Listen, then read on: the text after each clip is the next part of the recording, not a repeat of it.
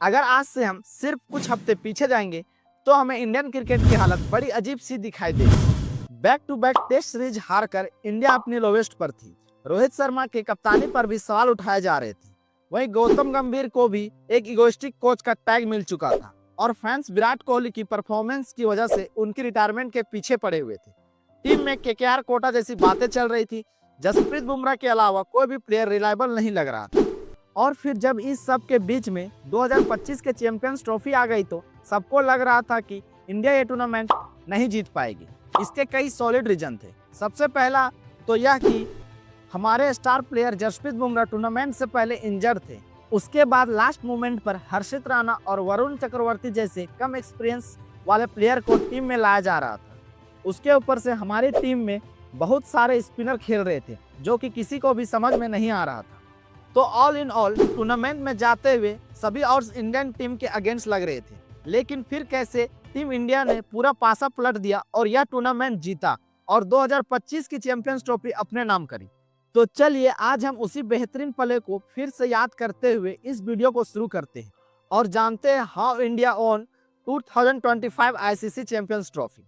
जनवरी 2025 जब Indian team back to back New Zealand और Australia से टेस्ट सीरीज हार के आ रही थी। इन पिछले कुछ महीनों में इंडियन टीम के साथ जो जो गलत हो सकता था वो सब गलत हुआ। टीम के सीनियर प्लेयर्स की खोई हुई फॉर्म से लेकर रोहित शर्मा की बैड कैप्टेंसी तक फैंस ने अपनी स्टार प्लेयर्स के अगेंस्ट ट्रोलिंग शुरू कर दिया था, जहां फैंस रोहित शर्मा और विराट कोहली की रिटायरमेंट की डिमांड करने लगे थे। साथ ही सवाल उठा रहे थे न्यूली अपॉइंटेड गौतम गंभीर की कोचिंग पर भी, क्योंकि सबका कहना था कि गौतम गंभीर के आने के बाद से कई सालों से चल रही रिकॉर्ड भी टूट गई और टीम में कुछ भी सही नहीं लग रहा था। और फिर होती है चैंपियंस ट्रॉफी के लिए इंडियन टीम की स्क्वाड अनाउंसमेंट, और ये स्क्वाड अनाउंसमेंट अपने आप में ही बड़ी इंटरेस्टिंग लग रही थी, क्योंकि मोहम्मद सिराज जैसे एक्सपीरियंस बॉलर को छोड़कर टीम में बैकअप बॉलर के लिए हर्षित राणा को चुना गया था और उस पॉइंट तक हर्षित राणा ने एक भी ओडीआई मैच नहीं खेला था। फैंस का इस पर सीधा इल्जाम आया केकेआर कोटा। सबका इल्जाम था कि गौतम गंभीर अपनी आईपीएल फ्रेंचाइजी के प्लेयर्स को ज़्यादा प्रेफरेंस दे रहे हैं। इसके कुछ वक्त के बाद एक और स्क्वाड अपडेट आई जहां यशस्वी जायसवाल के जगह पे वरुण चक्रवर्ती को टीम में लाया गया। वरुण चक्रवर्ती जो टी20 में तो रेड हॉट फॉर्म में चल रहे थे, लेकिन इस पॉइंट तक वरुण चक्रवर्ती ने भी एक भी ओडीआई मैच नहीं खेला हुआ था और इस पर भी फैंस का सेम रिएक्शन आया केकेआर कोटा। इसके ऊपर से टीम में कई सारे स्पिनर ले जाए जा रहे थे, वहीं फास्ट बॉलिंग बहुत ही कम थी और रोहित शर्मा की इस स्ट्रैटेजी को भी फैंस नहीं समझ पा रहे और सबका कॉन्फिडेंट रोहित शर्मा के कैप्टेंसी से भी गिर रहा था। लेकिन फिर चैंपियंस ट्रॉफी के जस्ट शुरू होने से पहले इंडिया ने इंग्लैंड के साथ एक 3 मैचेस की ओडीआई सीरीज खेली और इस ओडीआई सीरीज के तीनों मैचेस को जीतकर टीम इंडिया ने एक मोमेंटम हासिल कर लिया और इसी मोमेंटम के साथ इंडिया पहुंचती है दुबई अपने चैंपियंस ट्रॉफी की मैचेस के लिए। अब सबसे इंटरेस्टिंग एंगल इस टूर्नामेंट का यह था कि ऑल्दो पाकिस्तान इस टूर्नामेंट को होस्ट कर रहा था, लेकिन क्योंकि इंडिया ने पाकिस्तान ट्रेवल करने से सख्त मना कर दिया था, इसलिए इंडिया के सारे मैचेस दुबई में होने वाले थे। इंडिया के ग्रुप में आई पाकिस्तान, न्यूजीलैंड और बांग्लादेश। इंडिया का ग्रुप स्टेज का पहला मैच था बांग्लादेश के अगेंस्ट और पहले मैच में ही इंडियन टीम ने वो डोमिनेशन की स्टेटमेंट देनी शुरू कर दी।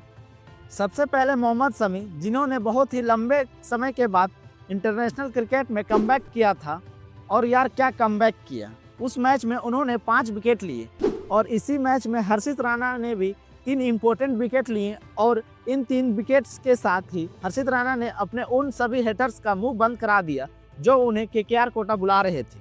बांग्लादेश के हृदय ने अपनी सेंचुरी बनाई, लेकिन पूरे मैच में इंडियन बॉलर्स ने इतना ज़्यादा डोमिनेट किया, इतना ज़्यादा अटैक किया कि उन्होंने बांग्लादेश के किसी दूसरे बैटर को खुलने ही नहीं दिया और पूरी कोशिश करने के बाद भी बांग्लादेश इस मैच में सिर्फ 228 रन ही बना पाई। जवाब में जब टीम इंडिया इस रन चेस को चेस करने आई तो वाइस कैप्टन शुभमन गिल ने एक शानदार सेंचुरी लगाई और 47 ओवर में ही इस मैच को टीम इंडिया के हाथों में कर दिया। अगला मैच था पाकिस्तान के अगेंस्ट और इस मैच का तो हमारा पूरा देश ही बड़ा बेसब्री से इंतजार कर रहा था। वो 2017 की चैंपियंस ट्रॉफी का हार का बदला जो लेना था, लेकिन रिसेंटली में पूरे पाकिस्तान क्रिकेट का जिस तरह का डाउनफॉल पूरी दुनिया के सामने आया है, उसके बाद इंडियन टीम के लिए पाकिस्तान को हराना कोई टफ चैलेंज नहीं था। जैसा लग रहा था उसी के तरह पाकिस्तान पहले बैटिंग करते हुए केवल 241 रनों का ही टारगेट दे पाई। पाकिस्तान के 241 रन को चेस करने जब इंडियन टीम आई तो इस टफ सिचुएशन में king of cricket Virat Kohli ने एक सेंचुरियन परफॉर्मेंस दी।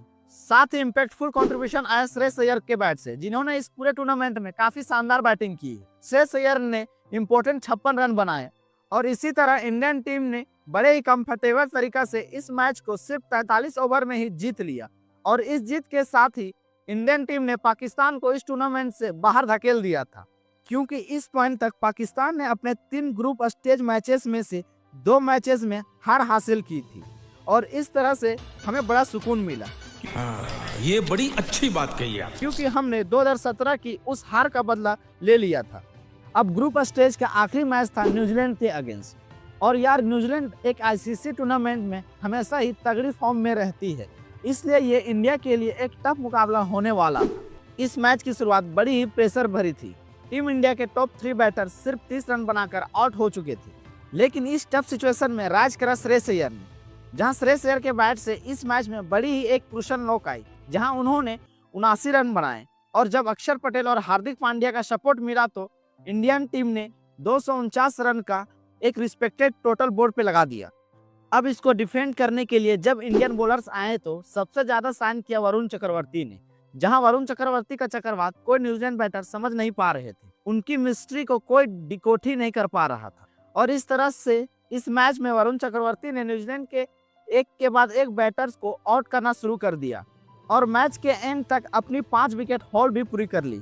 इस बॉलिंग परफॉर्मेंस के दम पर वरुण चक्रवर्ती ने सबको यह दिखा दिया था कि he is made for the big stage, और इस इम्पैक्टफुल बॉलिंग के दम पर इंडियन टीम ने मैच जीता और पहुंच गई सेमीफाइनल में, जहां इंडियन टीम का इंतजार कर रही थी ऑस्ट्रेलिया।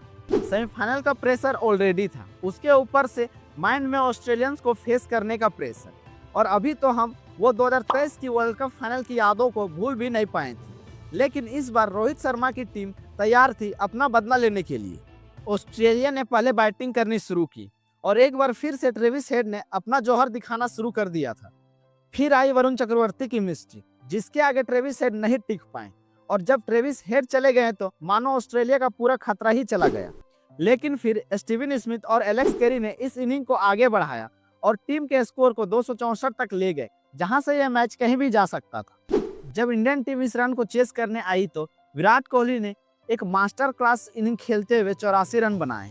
इस मैच में उन्होंने 8000 ओडिया चेस रन का माइलस्टोन भी पूरा कर लिया था, जो कि कितना बड़ा रिकॉर्ड है ये आप सभी जानते ही हैं। जब लगा कि विराट कोहली की और एक सेंचुरी आ सकती है, तब कोहली ने एक बड़ा ही रेयर शॉट खेला और आउट हो गए, लेकिन तब तक विराट कोहली ने अपना काम कर दिया था। श्रेयस अय्यर ने यहाँ भी एक 45 रनों की एक बड़ी ही इंपॉर्टेंट पारी खेली और टीम के स्कोर को आगे बढ़ाया। फिर बची कुची कसर केएल राहुल और हार्दिक पांड्या ने पूरी कर दी। केएल राहुल ने जब इस मैच में वो विनिंग 6 लगाया तो 2023 के वर्ल्ड कप का फाइनल का वो जो घाव था वो मानो भर गया, और इस तरह ऑस्ट्रेलिया को हराकर टीम इंडिया पहुंच गई 2025 की चैंपियंस ट्रॉफी की फाइनल में, जहां इंडियन टीम एक बार फिर से न्यूजीलैंड के अगेंस्ट खेलने वाली थी। 9 मार्च 2025 दुबई इंटरनेशनल क्रिकेट स्टेडियम, जहां दोनों टीम बड़ी बेसब्री से इंतजार कर रही थी उस ट्रॉफी को उठाने का। टॉस जीतकर न्यूजीलैंड ने बड़ी ही जबरदस्त बैटिंग की शुरुआत करी, जहां उन्होंने पावर प्ले में सिर्फ 1 विकेट गंवाकर 69 रन जोड़ दिए।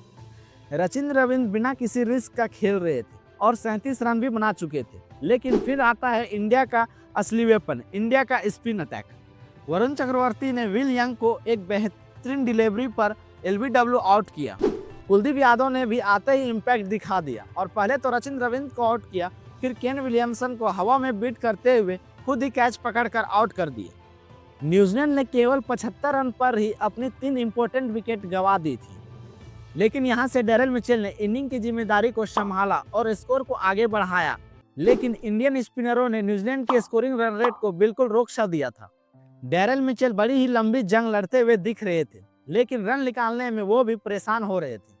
जहां एक समय न्यूजीलैंड की पारी 220-225 में सिमटता हुआ दिखाई दे रहा था, लेकिन माइकल ब्रेसवेल ने केवल 40 बॉल में 53 रनों की बेहतरीन पारी खेली और न्यूजीलैंड की पारी को एक सम्मानजनक स्थिति तक पहुंचा दिया। इस तरह न्यूजीलैंड ने अंत तक 251 रन बना दिए।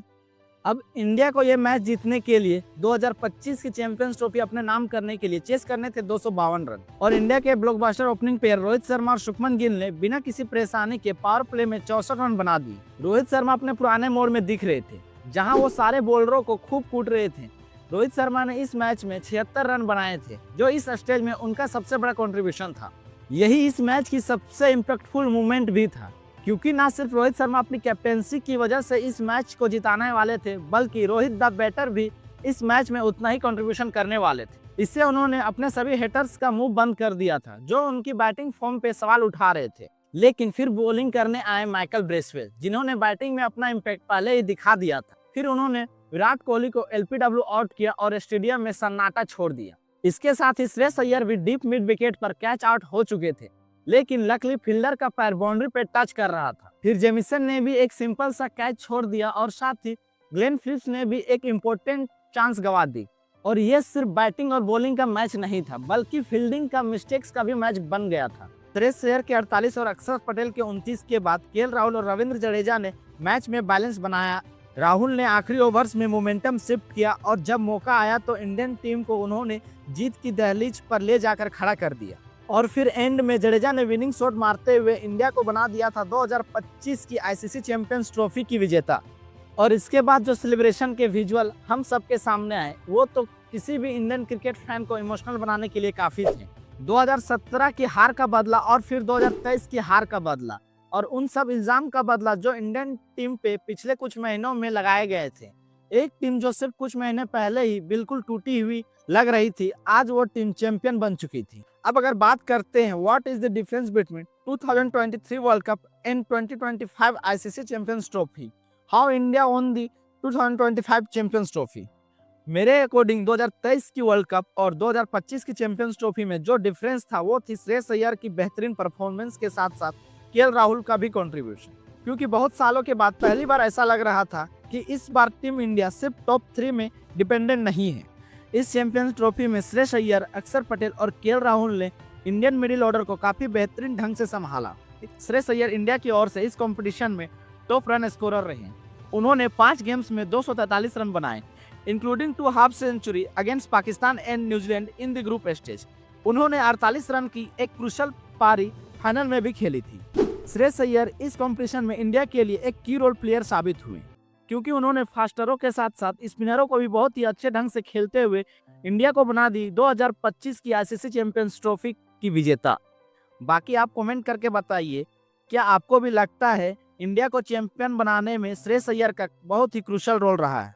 दोस्तों, आज के इस वीडियो के लिए बस इतना ही। 2025 की चैंपियंस ट्रॉफी में इंडियन टीम की पूरी जर्नी में आपकी फेवरेट मोमेंट क्या थी, नीचे कमेंट करें। आपको वीडियो अच्छी लगी और ऐसी और वीडियो आप देखना चाहते हैं तो दोस्तों क्या कर रहे हो, वीडियो को लाइक करो और चैनल को सब्सक्राइब कर दो। मैं मिलूंगा आपको अगली वीडियो में, तब तक के लिए बाय बाय।